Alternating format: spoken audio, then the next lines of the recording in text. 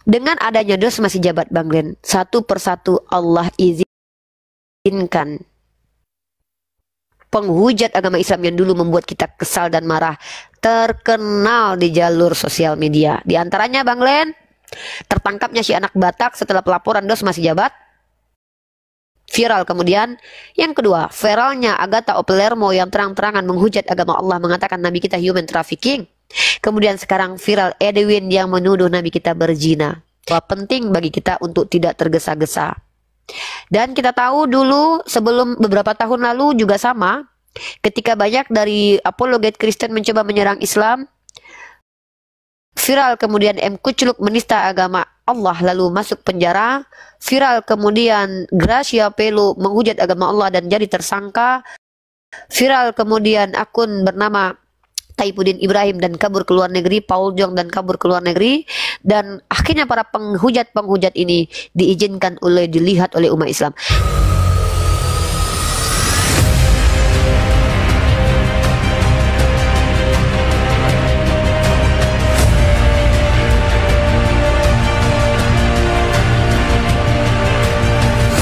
Allah artinya sumpah serapah. Ya, dalam bahasa Ibrani alef lamet hei itu dibaca Allah artinya sumpah serapah. Masya Allah, apakah ini kebetulan? Mustahil ini kebetulan.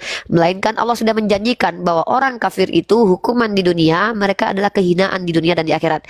Secara tidak sadar atau sadar, mereka menista Tuhan mereka hampir setiap kali ketika mereka menyebut Allahku Yesus, sumpah serapahku Yesus, Allahku Bapa Yahweh, sumpah serapahku Bapa Yahweh, menggunakan kaidah bahasa Ibrani. Na'udzubillah min zalik. Itu. Lalu kemudian kata apologet itu berasal dari kata apologia. Apa itu kata apologia? Ternyata secara etimologi dan terminologi kata apologia itu sudah diajarkan sebelum Kristen hadir di zaman Sokrates. Kata itu digunakan ketika Sokrates sedang berdebat di pengadilan. Maka kata apologia itu bukan hak milik umat Kristen, tapi kata-kata Allah dikatakan bukan hak milik umat Islam secara lafaz. Kalau itu nama ismul zat wajib al wujud, saya sepakat. Karena Abraham atau orang-orang sebelumnya itu kita bisa katakan secara esensi adalah orang Islam, tetapi secara historis memang bukan Islam ya, secara historis, karena secara historis kan hanya sebatas pengetahuan manusia ya. Maka kata Allah itu sudah ada sebelum Allah itu sudah ada sebagai nama Tuhan sebelum kata Allah kita kenal. Kenapa? Kenapa? Karena nama Tuhan tidak mungkin berubah-ubah. Seperti Yeshua menjadi Yesus, menjadi Yeshu, ya, kemudian menjadi Iso. Nggak mungkin nama Tuhan berubah-ubah. Tapi kalau dialek orang kesusahan menyebutnya bisa jadi. Makanya kita ada metode menyebutkannya, yaitu ditafkim, ditebalkan. Karena ada lamnya itu ada beberapa lam. Allah. Nah itu dia teman-teman ya. Jadi sudah banyak para Kristen-Kristen yang gagal paham mengatakan kenapa pakai istilah kami. Apologetika punya kalian, apologet. Hei, jangan karena kalian mengutip bahasa Yunani lalu kalian mengatakan bahasa Yunani itu bahasa kalian, milik kalian. Sama, bahasa Arab itu tidak beragama. Tapi kalau ada terminologi datang dari Al-Quran menggunakan bahasa Arab, maka itu bahasa agama. Kecuali ada literatur lain atau ada sebelumnya yang menggunakan kata itu sama seperti terminologi yang kami gunakan. Jangan kalian selewengkan. Nah itu ya ilmunya. Kenapa kita berapologet? Kalau kita lihat masifnya penghujatan mulai dari nenek moyang penghujat seperti Taipuddin Ibrahim ya. Kalau kita lihat perbandingan mu'alaf dan murtadin juga di sini kita akan bahas bagaimana para mu'alaf kita adalah orang-orang yang memiliki pekerjaan critical thinking yang hebat, dan bahkan di samping saya ini seorang mu'alaf itu bukan main ya, seorang pengacara dan juga adalah tadi sebagai pengganti dosen, bukan orang yang pengangguran seperti M. Kucluk yang masuk penjara, Taipuddin penghujat yang kabur minta donasi, Edis yang pengangguran. Beda. Bang Glenn adalah seorang, mohon maaf kita bisa katakan beliau bekerja dan beliau juga adalah seorang yang berada di jalur akademis. Benar begitu Bung Glenn?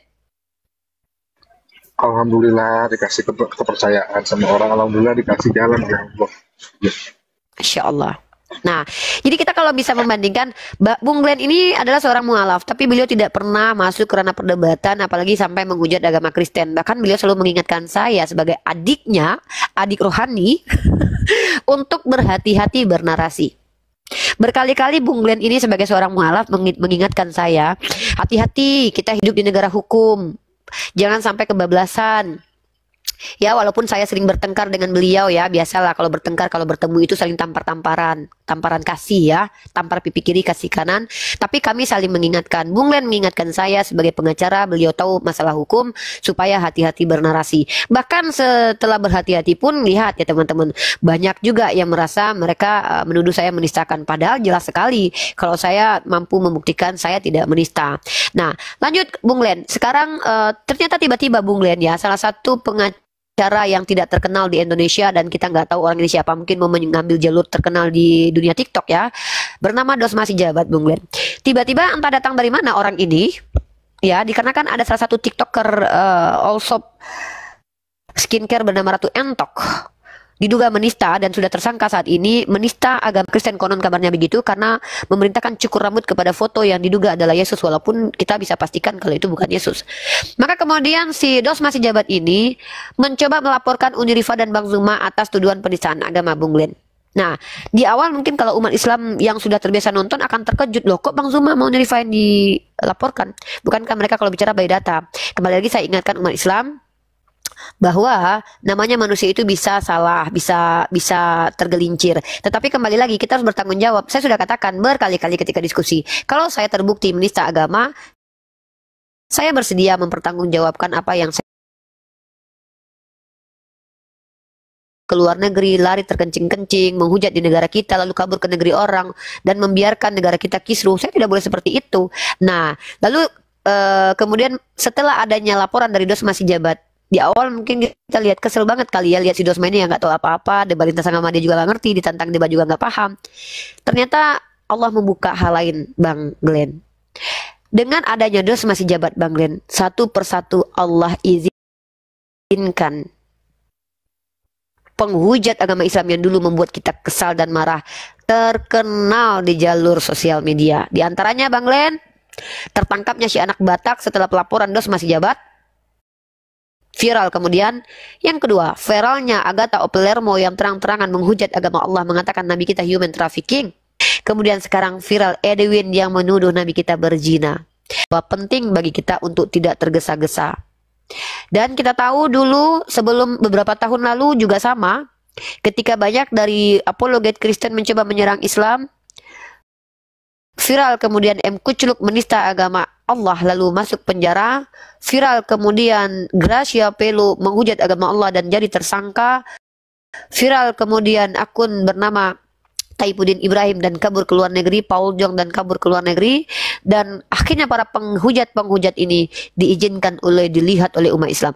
Maka saya berpikir begini, kenapa bukan negara Indonesia yang mengalami ujian seperti saudara kita di Palestina?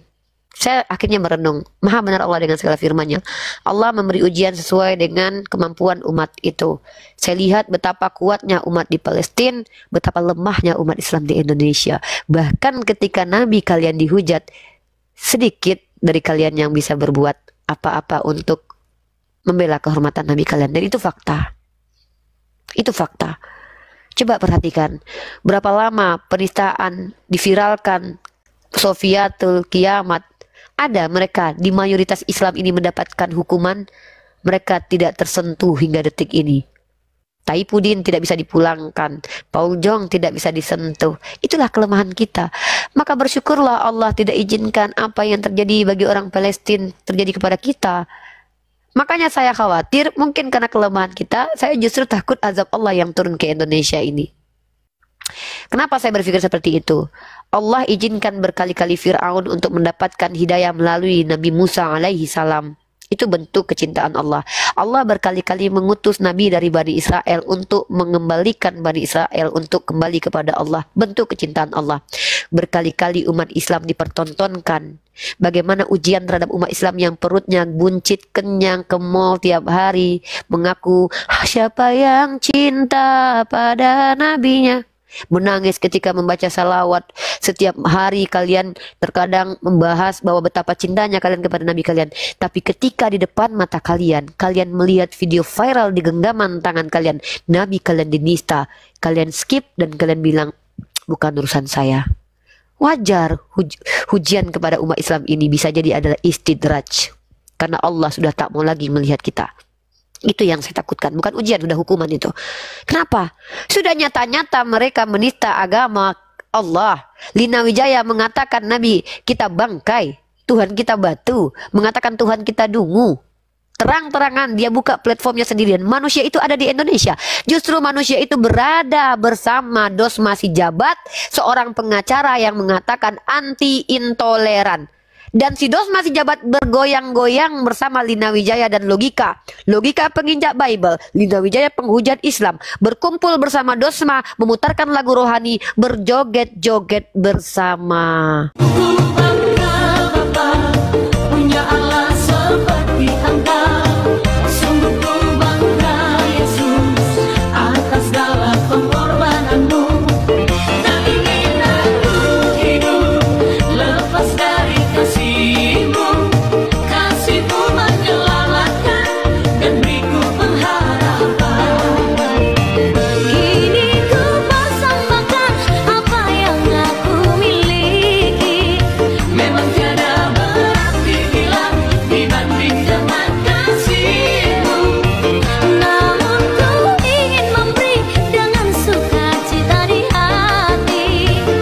Memang saya bilang jangan masuk Kristen karena di dalam Kristen aja banyak manusia jahat. Dan kita sebagai umat Islam hanya menonton. Mana ini Pak Kapolda yang Islam agamanya ini? Sementara di Medan, lihat Kapolda Sumut yang beragama Kristen memproses Ratu Entok. Mana ini Kapolda Muslim Sumatera Barat, Sumatera Selatan, Ternate atau Maluku Utara atau orang mana ini? Mungkin bisa saja kalian belum menonton ini, bapak-bapakku terhormat atau ibu-ibu terhormat yang beragama Islam. Kalian belum melihat bagaimana Nabi kalian dihujat dan dinista. Sedangkan saya ibu rumah tangga saja tertatih-tatih kuliah lagi demi membantah mereka. Ingat, perang itu adil, perang argumen balas argumen, konten balas konten. Saya begitu. Kita diperintahkan adil. Tidak pernah saya mengajak umat Islam untuk mencukur bulu para penghujat. Saya menghimbau kita semua untuk kembali menajamkan pedang ilmu. Mari, apa yang bisa kalian lakukan? Viralkan kalau kalian punya platform TikTok, YouTube. Seperti Ustadz Abdul Somad bilang, gunakan media yang sudah kita kendalikan di tangan kita, ada di tangan kita sebagai senjata untuk melawan para penista agama ini. Viralkan. Ramaikan kolom umat Islam supaya kita bersama bersatu. Jangan kita sibuk bertengkar masalah nasab. Di saat kami berjuang membela kehormatan Nabi kami yang dinista oleh umat yang tidak menyembah kepada Allah, kalian bertengkar pas masalah nasab Nabi kita, keturunan Habaib. Lucu. Kalau kalian bicara tentang, oh penting Rifa, kita penting, tapi mari kita lihat bareng-bareng. Ayo kita duduk bersama, ada hal yang lebih penting yang harus kita perdebatkan. Apa itu? Tentang fitnah kepada Nabi kita yang itu berzina oleh Edwin Metatron yang sudah viral. Bagaimana kita membahas atau menjawab tuduhan dari Lina Wijaya yang menuduh Allah kita batu. Kemudian bagaimana kita menjawab tuduhan dari si Agatha bahwa Nabi kita menjual manusia. Oh, itu kan urusan Murifah. Betul, itu urusan saya. Tapi apa kontribusi Anda untuk membela kehormatan Nabi Anda? Kami tidak meminta uang kepada Anda. Kami tidak meminta supaya kalian menghidupi kami. Biarkan Allah yang menghidupkan kami, karena memang Allah yang memberi kami rezeki. Tetapi bersama-sama kita, bersatu kita umat Islam. Ini penistaan agama, ini masuk ke delik umum. Delik umum ini kalian sebagai warga negara Indonesia berhak menjadi korban atas penistaan terhadap Nabi kalian. Laporkan beramai-ramai. Ada 10 laporan, 5 laporan dari organisasi Islam, dari pribadi Muslim, akan mengangkat para penista-penista ini untuk cepat diproses. Oh, nanti Uni Rifa dilaporkan balik dan Bang Zuma. Ngapain kami takut? Karena kami berkata di sesuatu yang benar. Kami berjalan di sesuatu yang benar. Andai kami melenceng dan salah, kami bertanggung jawab sendiri. Jangan urusan, kalian gak usah ikut campur. Kami tidak masalah. Bang Zuma sudah bilang, si Kores sudah bilang, kami hibahkan hidup kami untuk agama. Jadi kalau seandainya kalian takut, nanti kalau kami lapor-lapor Uni Rifa sama Bang Zuma, Kores dilaporkan, apalagi Islam, biarkan. Karena apologet Islam juga harus tahu diri. Kalau kalian bernarasi liar terhadap agama orang, kalian bertanggung jawab. Ini negara Indonesia, negara hukum. Kalau saya salah, saya bertanggung jawab. Tapi kalau saya tidak terbukti bersalah, kenapa saya harus takut menghadapi negara saya ini? Oh, ini nggak takut dikriminalisasi. Ngapain takut dikriminalisasi? Andai pun saya lari ke lubang semut, kalau Allah izinkan saya dizolimi, saya akan terjolimi. Jadi inilah permintaan saya kepada teman-teman muslim semua. Apa yang antum? Antum sekarang duduk menggunakan pakaian dinas, menikmati gaji dari pemerintah. Tapi Nabi antum dihujat. Antum punya kuasa di tangan. Apa itu? Laporkan ke kantor polisi. Rekam. Antum nonton TikTok, antum lihat penghujat, rekam, lalu laporkan ke kantor polisi. Proses sampai selesai. Itu. Yang di YouTube, kurang apa dokumentasi di YouTube kami tampilkan. Dulu kalau debat terjadi penistaan, nggak bisa ditangkap. Sekarang kabarnya sudah. Benar nggak Bung Glenn? Silakan dijawab Bung Glenn. Saya mendengar kabar dalam perdebatan pun terjadi penghinaan, boleh masuk. Silakan. Yang jadi konteks itu bukan masalah monolog atau tidak monolog. Kalau diskusi juga memang, karena apalagi diskusi dalam ranahnya online ya, publik ya, ditonton oleh orang banyak. Ya, jadi apabila sesuatu dikatakan dalam diskusi itu yang merupakan hoax, ujaran kebencian, berita bohong, ataupun penistaan, ya itu bisa ditindak. Kenapa nggak bisa? Karena tidak ada unsurnya diskusi dan monolog di situ. Unsurnya hanya tindakan yang menista, tindakan menyebarkan berita bohong, Iya, Dek. tindakan ujaran kebencian. Bukan, tidak ada unsurnya dalam pasal tersebut dikatakan bahwa harus bermonolog, tidak ada. Gitu. Monolog tidak masalah, nggak masalah monolog. Kita membicarakan, kita berpendapat atas kepercayaan lain tidak masalah. Itu pendapat di Undang-Undang Pasal 28. Jadi selama apa yang kita katakan itu bisa dipertanggungjawabkan secara data, secara sains, tidak masalah. Begitu. Iya, betul. Assalamualaikum. Waalaikumsalam warahmatullahi wabarakatuh. Bang Glenn pingin izin tanya ya Bang Glenn ya. Selamat siang. Selamat siang, di mute dulu ya. Ya. Kalau bisa kamu buka cam ya, Injil ya. Silakan, Bang Iqbal. Bang Glenn itu kan Saiful Ya. Ibrahim kan dia menghina Islam tuh. Ya. Sudah lama. Yang kemarin dia sampai sekarang masih bebas. Itu terus kemarin saya dengar dia ada untuk sejenis penguatan pergerakan di timur sana ya.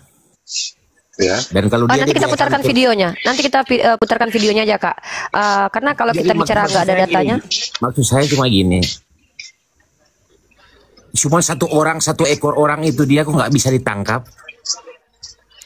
Ya, nanti. Karena ini saya bilang saya jawab sebentar ya. Karena hukum Indonesia ini kan terbatas. Kita tidak memiliki perjanjian bilateral antara Indonesia dengan Amerika mengenai masalah deportasi.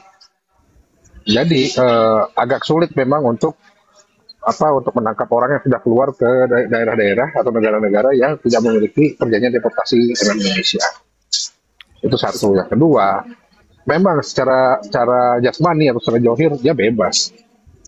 Tapi kita nggak pernah lihatkah keadaan mukanya yang seperti orang udah kena mental, orang yang Ya, sudah dan kita saya lihat sudah tambahkan. tertekan batinnya. Nah, Bang Glenn, saya tambahkan. Ya. Jadi saya merekam sendiri beberapa video dia ketika dia berada di Komal, akun bernama Masehi ya. Dan di sini dia terindikasi mendukung KKB. Ya Dengan jangan kita masuk pengakuan- ke situ lah, Dek. Enggak, bukan. Poinnya itu begini. Poinnya begini. Saya di sini mengatakan ini penting. Ini untuk kita loh, untuk warga negara kita loh. Pertama, ketika orang ini sudah memperlihatkan kebencian kepada satu agama yaitu Islam, dan dia mewakili agamanya kata dia, dan bahkan pengikutnya banyak, tiba-tiba dia menyerang Indonesia dengan membela KKB, mengatakan bahwa Indonesia menjajah Papua. Narasi seperti itu dia lontarkan. Itu satu. Nah, jadi kekhawatiran saya adalah ini orang bisa digunakan oleh oknum-oknum pembenci Indonesia untuk mencoba memprovokasi. Dan bahkan ada salah satu orang yang berasal suaranya dialeknya itu seperti dari Papua bersama dia begitu. Dan ini nggak bisa sembarangan. Maksudnya kalau kita biarkan seperti ini, negara kita nggak melihat, seolah-olah kita, mohon maaf ya, ini negara Oh iya, kita ini Dek, menganggap itu kecoa. Itu Tapi enggak Indonesia lagi siapkan bom waktu untuk Indonesia hancur sendiri. iya, jadi gini, enggak, kita tetap bela, kita support negara kita. Juga yang minta 1 triliun gitu. diam dulu. Kamu belum disuruh bicara. Prabowo bodoh milih kabinetnya itu satu. Emang kurang ajar mereka ini. Apa kurang ajar, kau yang kurang ajar mirip Pak. Emang Ada kau tuh kau.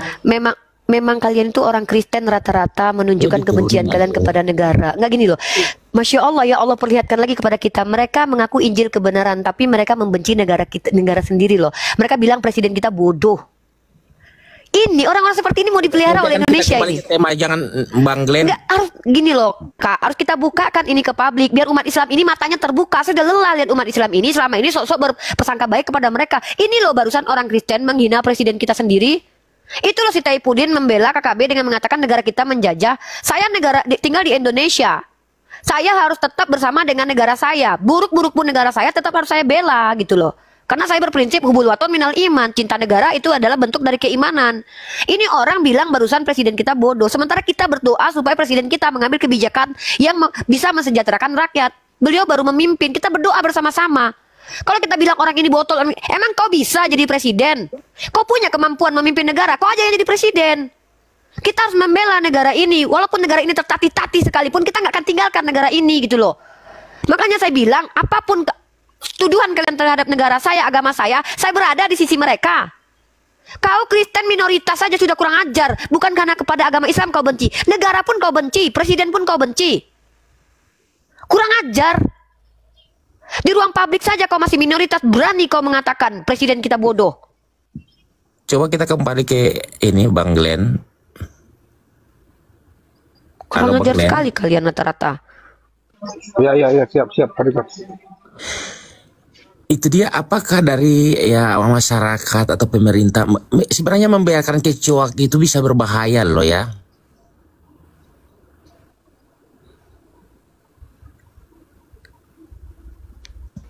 Iya, itu memang itu udah biaya laten, udah bahaya laten maksudnya itu ya. Cuman bagaimana negara juga tidak mendukung. Kami satu-satunya yang bisa melakukan tindakan ya Interpolnya di Indonesia kan gitu.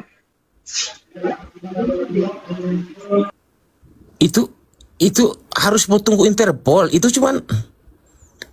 Itu mau nangkap kecoak itu cuma dilepaskan kita yang perlu. Nggak gampang itu Kak, aku udah baca prosedurnya. Aku udah baca prosedurnya tadi. Interpol Indonesia harus mengeluarkan red notice dulu. Ini aku udah baca tadi barusan aku pelajari itu. Ini aku barusan mempelajari ini aku baca data-data nih tentang Taipudin. Karena aku mau ngangkat tema ini, si Taipudin ini. Malang kaleng. Oh, kaleng lebih mahal ya? Iya. Oh, gitu ya.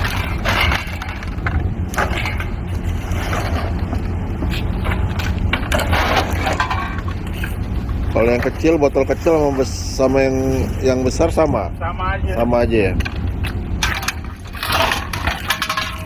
Oh, ini kaleng-kaleng. Nggak usah, saudara-saudara nggak usah masuk Kristen. Di Kristen aja banyak penipu.